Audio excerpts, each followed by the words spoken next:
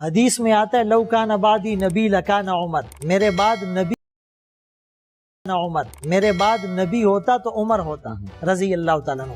یہی سنیں حضرت، یہ مستند حدیث حضرت علی کے سنیں لیے حضرت، آپ نے فرمایا کہ اگر میرے بعد نبی ہوتا تو علی ہوتا۔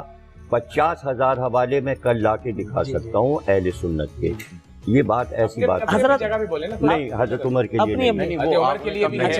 میں کمپلیٹ۔ اچھا، حضرت عمر رضی اللہ تعالیٰ عنہ کے بارے میں جو یہ روایت ہیں تو 50,000 تو خیر نہیں، یہ بھی مبالغہ اور غلو ہے انشاءاللہ۔ میں اس پر حضرت میری بات سنیں، حضرت میری بات سنیں، حضرت میری بات سنیں۔ تو حضرت عمر رضی اللہ تعالیٰ عنہ کے بارے میں یہ روایت ہے۔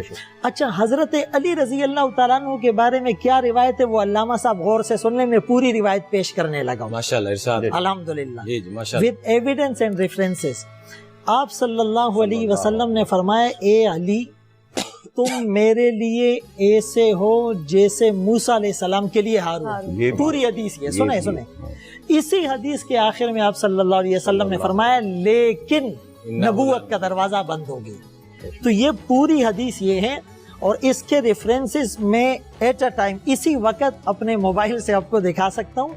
تو حضرت علی رضی اللہ تعالیٰ عنہ کے بارے میں بھی رسول اللہ صلی اللہ علیہ وسلم نے یہ فرمایا۔ ایک جملہ بولنے دیں۔ دیکھیں، اس دن یہ بات میں کر رہا تھا اور میں نے رسول اللہ صلی اللہ علیہ وسلم کی یہ بات پیش کی، لو کان بعدی نبی لکان عمر۔ یہ دوسری روایت میں ہے لو کان نبی بعدی لکان عمر۔ تو میری اس بات پر فوراً انہوں نے قطع کلامی کی اور مجھے کہا یہ حدیث حضرت عمر کے بارے میں نہیں ہے، یہ حضرت علی رضی اللہ تعالیٰ عنہ کے بارے میں ہے، اور میں 50,000 حوالے لا سکتا ہوں۔ جی بالکل ایسے کہا تھا، یہ الفاظ تھے۔ میں نے ان کو وہ حدیث عربی میں سنائی، اس کے حوالے مسند احمد کے حدیث کی کتابوں کے میرے پاس ابھی جیب میں موجود ہیں، یہ تمام علماء گواہی دیں گے یہ حدیث مستند ہے۔ یہ کی حیثیت سے یہ ہمارا فرض بنتا ہے کہ ہم لوگوں کو قرآن و سنت کی صحیح تصویر پیش کریں۔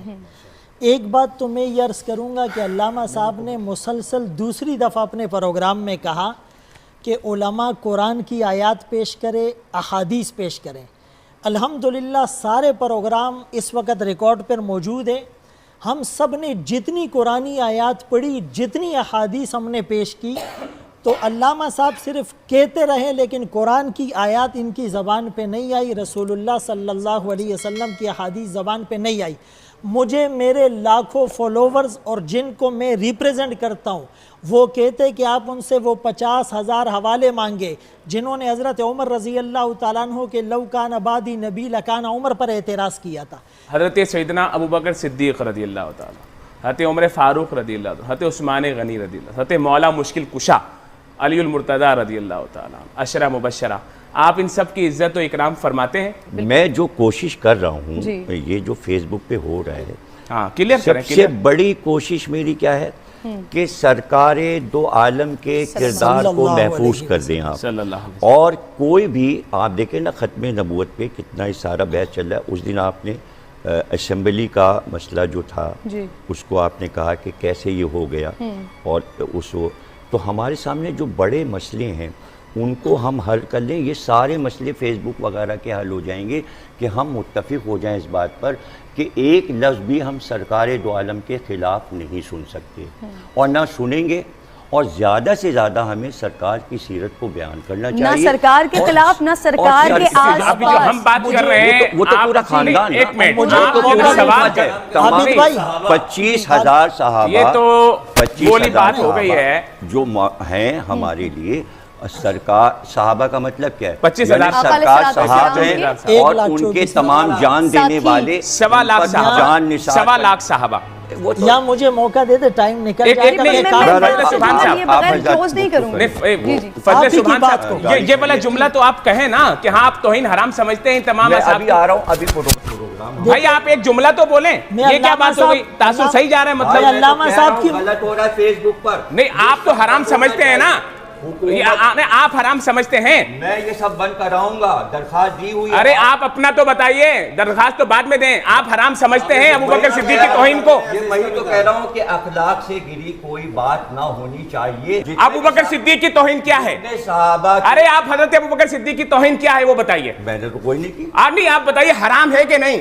بھائی، سب حرام ہے۔ حرام ہے نا، یہی تو بول رہا ہوں۔ اما عائشہ صدیقہ کی توہین حرام ہے، اور یہی بات ہاں یہی بول رہا ہوں۔ قابل احترام ہے، ہاں قابل احترام ہے، یہی تو میں آپ کو بول رہا ہوں۔ الحمدللہ اب ٹھیک ہو گئی پہلے بھی علامہ صاحب نے یہ بات کی، جزاک اللہ علامہ صاحب، تمام بیویاں قابل احترام ہیں۔ بالکل صحیح ہے، خوبصورت بات۔ اور سارے اصحاب قابل احترام ہیں۔ سارے ازواج قابل احترام ہیں، اہل بیت بھی قابل احترام ہیں۔ جی جی، یہی وہ چیز تبرع جو ہمارے یہاں واجب ہے، ہمارے یہاں تبرع واجب ہے۔ ایک ہے گالی بکنا، ایک ہے تبرع۔ تبرع کے معنی گالی بکنا نہیں، تبرع کے معنی ہے ہم نے دوری اختیار کر لی۔ ہم دوری ہے کہ اگر ان کا ذکر ہوگا ہم اٹھ کے چلے جائیں گے۔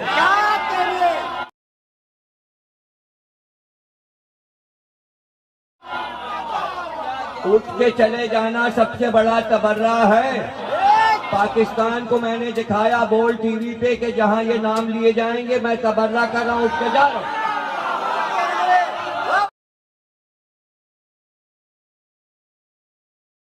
یہ حضرت عمر رضی اللہ تعالیٰ عنہ تو وہ ہیں جن کے بارے میں نبی علیہ السلام نے فرمایا عمر تیرے نام سے شیطان بھاگتا ہے۔ مفتی عابد مبارک صاحب نے جو باتیں کی یہ ہمارے دلوں کی ترجمانی ہے، خدا کی قسم یہ ہمارے دلوں کی آواز ہے کہ ہمارے صحابی رسول پر کوئی تبرع کرے، کوئی تان اور تشنیع کرے، ہماری زندگیاں نچھاور، ہماری جوانیاں، ہماری اولادیں نچھاور۔